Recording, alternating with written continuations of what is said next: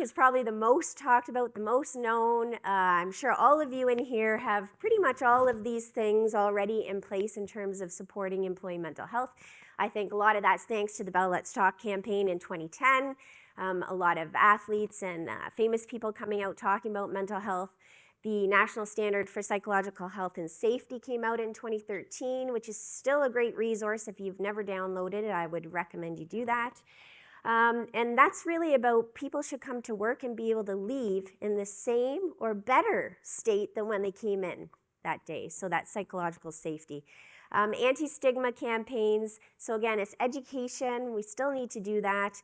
The CMHA still has the Not Myself Today campaign. I don't know if you remember the buttons. Anybody remember those with the irritable, and you would wear your buttons so people would know if they should approach you or not. So that was a great campaign. Your EFAP and that enhanced mental health. So EFAP, the typical, 3 or 4 sessions are great for somebody with a mild mental health situation that they're going through.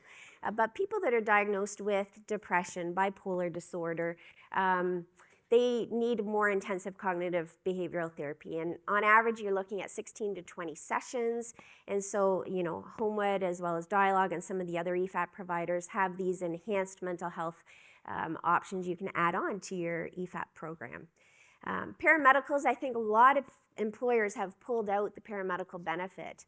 And so they have expanded the mental health practitioners under that, expanded their coverage. I've seen $1,500 all the way up to $10,000. So supporting your employees and their family members as well, which speaks to navigation support for parents. Tari just mentioned the impact on our youth.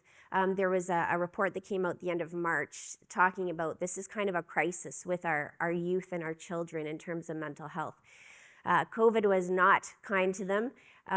Lots of social anxiety disorders. I've seen it in my nieces struggling with this. I know a lot of teachers who are seeing a lot of impacts in the classrooms in terms of mental health. And as a parent, if you're worried about your child's mental health and you're at work, you're going to not be very productive, right? So you'll see a lot of presenteeism. So anything you can do to help support parents who have children struggling with mental health is going to help you as an employer. I know Kix Care is one, Kix 360, which is virtual health care, but specifically for kids and youth. They have a mental health piece to that. It's affiliated with Sick Kids Hospital, and so they've got psychiatrists and specialists in children's mental health. Giving that flexibility, so Dr. Martin Shane, for anybody who knows him, the stress satisfaction offset scoring, you want your employees to have some rewards, some control over their work, some flexibility, making sure there's respect in the workplace. Again, it goes back to that, psychological safety in the workplace. And then back to that holistic wellness app. Mental health, as we saw, can impact people who are living with diabetes, impact people living with obesity. There's lots of connections, so having a holistic app to support that.